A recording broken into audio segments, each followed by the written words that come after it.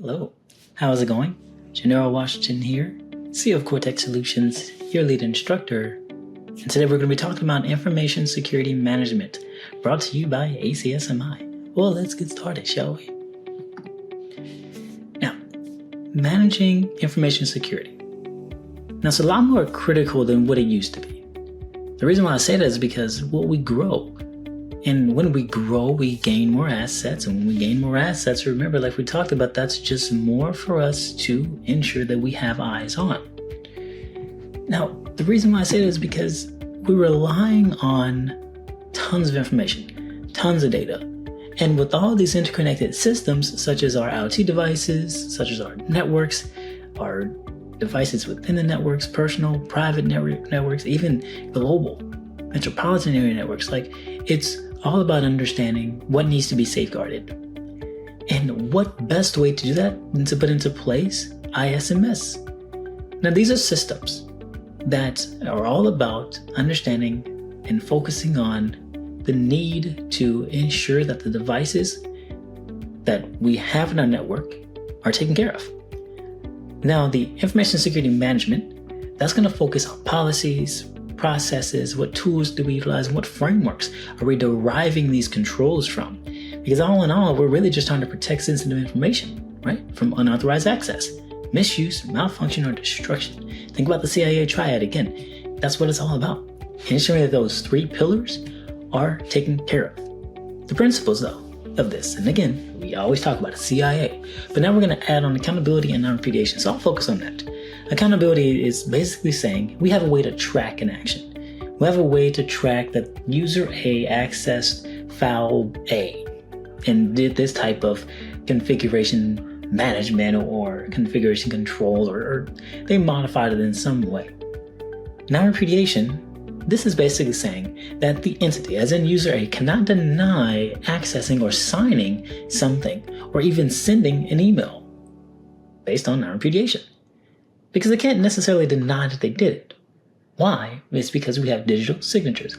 And these secure logs and everything that we can put into place to say, hey, we can reference this.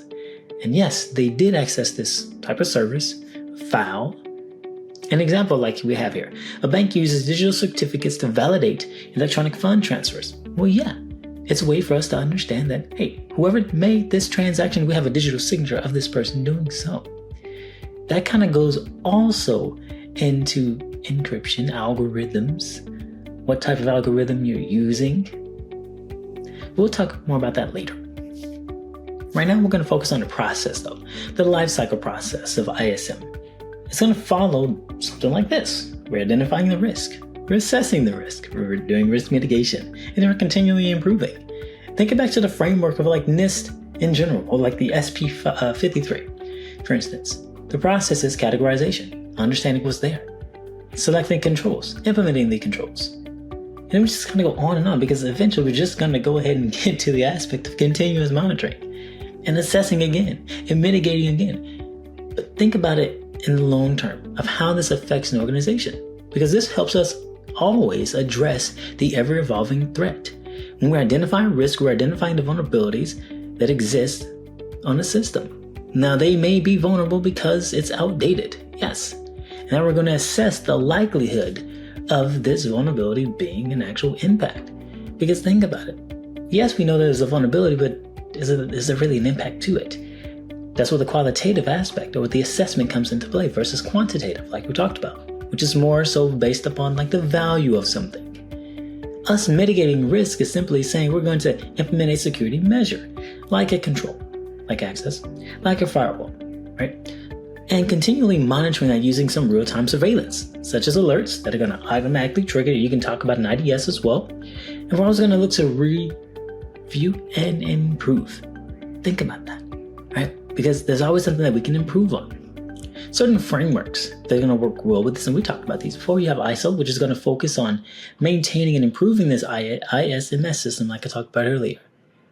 Whereas NIST itself is more of how can we assess and improve a security posture? So there's a difference there, right? And where COPIT is going to bridge the gap between what are we looking at from a business technology standpoint, and how can we make sure that we are also looking at the operations of the business, and how can we make those coincide together? And then SOC is a little bit different. This is how a organization like a software as a service or SaaS, this is how they handle the use of customer data. Because again, customer data is coming in and out. Now, whether you want to offload that, go third party, but hey, some SaaS providers, they would do that in-house. So access control systems and mechanisms are like authentication. How can we validate this person with the use of multi-factor authentication, passwords, PINs? Now, just because someone is authenticated and they gain access, but what are they authorized to do? There's a difference there. Now, this is going to be based upon user roles or roles in general. You're not going to have the same permissions as an admin if you're not an admin. And we always want to utilize least privilege as well. So this ensures that that user only has access to necessary resources that they need. And the example here is a payroll employee requires access only to salary data, not revenue. Why would they need revenue data or operational expenditures? That's the process of least privilege. You only need the right amount of information to do the actual position. So think about the laws that we talked about early on. Policies that are going to affect this. An example, a retail company designs data retention policies to match local laws. Why not?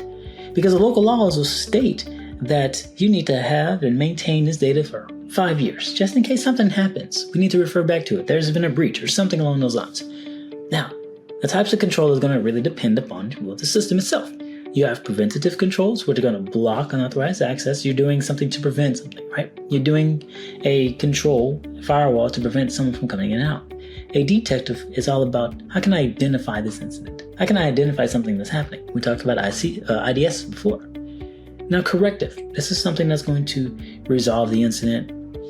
After a data breach, you want to do, data backups. You want to restore from the most known or last known good configuration. Administrative control is a little bit different, right? But this is all about how to put in place a policy that's going to pretty much guide the employee on their journey. BYOD, AUP, acceptable use policy, bring your own device, right? These are all policies from an administrative standpoint and a control that you can put into place. An NDA, for instance, right? Now, technical control is all about technical or logical, because you may see it as logical too. Now, this uses software and hardware solutions to really enforce these security roles. Now, the role of security awareness training is such as this. It's all about education. They don't know anything. I mean, the way I look at it is like this. How can you expect someone to do better if they don't know better? Right? So once you teach someone and you educate them on how to recognize a phishing email, that the metric that you would use to ensure that training is getting done is, how many people are falling victim to phishing attacks? Let's talk about a real world example. So securing cloud environments. A company stores client-sensitive financial data, right, in a shared cloud platform, keyword shared. Now, the action here is to encrypt all client data using AES 256 encryption. Implement the principle of least privilege to ensure only authorized personnel have access to those datasets, of course. Conduct regular audits and pen tests to identify weaknesses and how you can actually go about mitigating that, right? And then deploying multi-factor authentication to enhance access security. But why would you want to do that? Well, a cloud, especially if you're using cloud, that's why I said the keyword shared. It's not a private, it's a hybrid. Now, cloud environments. Now, these are large targets for attackers because they host a lot of data, a lot of sensitive data. Now, we want to focus on encryption, access control, and also regularly testing, because these are all in line with how to mitigate the risk, the threat. By ensuring data integrity, by minimizing the actual vulnerability at hand, you therefore enhance the security posture. All right, again, it's been great. Gennaro Washington here, CEO of Cortex Solutions, your lead instructor, and we just talked about information security management, brought to you by ACSMI. Again, have a great day. Can't wait to see you in the next one. Talk to you soon.